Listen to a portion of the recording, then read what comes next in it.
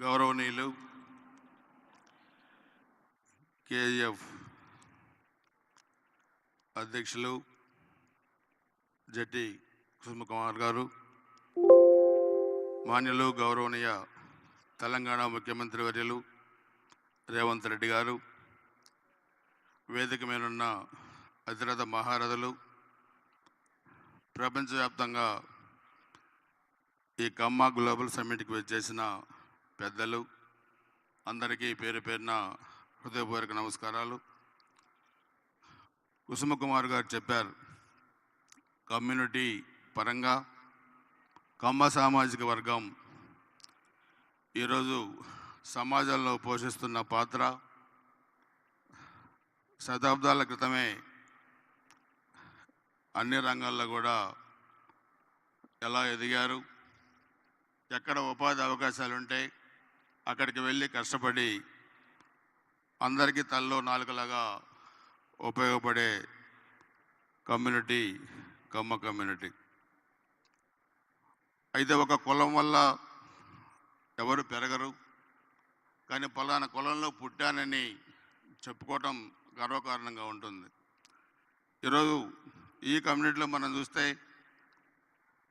Nagarjunasagar dam కట్టే దగ్గర నుంచి కూడా నేటి రాజకీయాల్లో చాలామంది నాలాంటి యువకులు రాజకీయాల్లోకి వచ్చి ఈ స్థాయిలో ఉన్నారంటే అది అన్న నందమూరి తారక రామారావు గారు తెలుగుదేశం పార్టీని పెట్టడం వల్లే అని చెప్పి కూడా మీకు తెలియజేస్తున్నాను.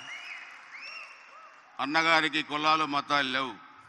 82లో పార్టీ పెట్టి 83లో కేవలం 9 నెలల కాలంలోనే ఉమ్మడి ఆంధ్రప్రదేశ్లో తెలుగుదేశం పార్టీ అధికారంలోకి వచ్చిందంటే కులం వల్ల రాలేదు, వ్యక్తి వల్ల వచ్చింది.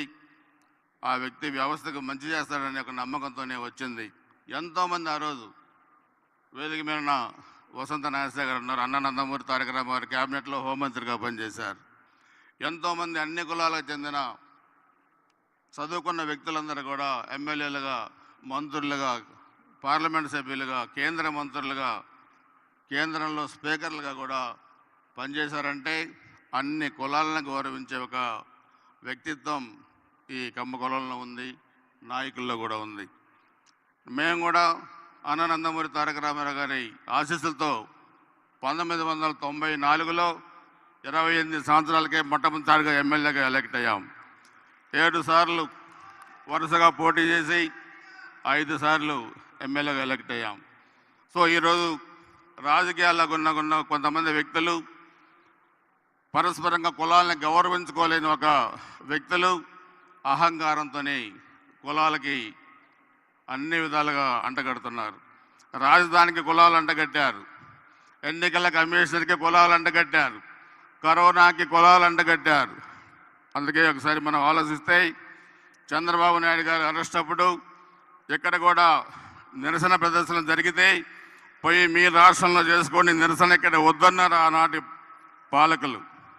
దాన్ని ఖండించారు గౌరవ రేవంత్ రెడ్డి గారు.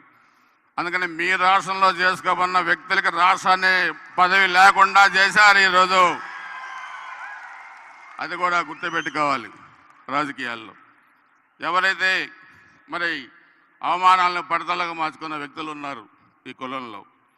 మీరు ఆంధ్ర రాజకీయాలు చూసినా, తెలంగాణ రాజకీయాలు చూసినా ఒకటే మనందరం కూడా గుర్తుపెట్టుకోవాలి, కులాల మీద ద్వేషం పనికిరాదన్నది కూడా ఎన్నికల ఫలితాలు మనం గుర్తుపెట్టుకోవాలి. 2019 ఎన్నికలు జరిగినప్పుడు ఆ రోజు అధికారంలో ఉన్న వాళ్ళు అన్నారు చంద్రబాబు నాయుడు గారు రిటర్న్ గిఫ్ట్ ఇచ్చామని. కానీ 2023 ఎన్నికల్లో రేవంత్ రెడ్డి గారు వాళ్ళకి రిటర్న్ గిఫ్ట్ ఇస్తారని వాళ్ళు ఊహించి ఉండరు ఆ రోజు అని చెప్పి కూడా మేము మనవి చేస్తూ ఉన్నాను, తెలియజేస్తూ ఉన్నాను. ఆంధ్ర రాజకీయాల్లో కూడా అడ్డగోలుగా వ్యవహరించిన వ్యక్తులు, ఒక పెద్ద మనిషిని 14 సంవత్సరాలు ముఖ్యమంత్రిగా పనిచేసిన వ్యక్తిని తీసుకెళ్లి రాజమండ్రి జైల్లో పెడితే కులాలు మతాలు అంటగడితే 151 సీట్లు 11 సీట్లు అవుతాయని చెప్పి కూడా వాళ్ళు కూడా ఊహించున్నారు ఆంధ్ర రాజకీయాల్లో. సో అందరూ కూడా మనం గుర్తుపెట్టుకోవాల్సిన అవసరం ఉంది. రేవంత్ రెడ్డి గారు ఒక ఉదాహరణ. అవమానాలని పట్టుదలగా మార్చుకొని అవకాశాలని విజయ సోపానాలుగా మలుచుకొని ఈరోజు ఈ స్థాయికి ఎదిగారంటే మనందరం కూడా రేవంత్ రెడ్డి గారిని చూసి నేర్చుకోవాల్సిన అంశాలు చాలా ఉన్నాయన్న సంగతి కూడా తెలియజేస్తున్నాను.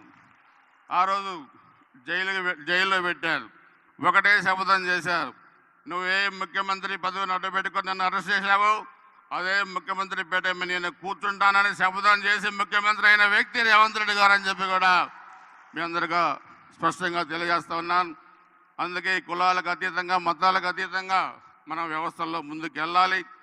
కానీ ఈరోజు కులాల ఔన్నత్యాన్ని కూడా చెప్పుకొని 10 మందికి ఉపయోగపడే విధంగా చేయగలిగారంటే అది జెట్టి కుసుమ్ కుమార్ గారు అండ్ వాళ్ళ టీం అందరూ కూడా ఒక మంచి కార్యక్రమాన్ని ఏర్పాటు చేసినందుకు నేను మనస్ఫూర్తిగా అభినందిస్తూ ఈ కార్యక్రమంలో భాగస్వామ్యం చేసినందుకు కూడా పేరు పేరున అందరికీ నమస్కారాలు, హృదయపూర్వక ధన్యవాదాలు తెలియజేస్తూ సెలవు తీసుకుంటున్నాను. జై హింద్.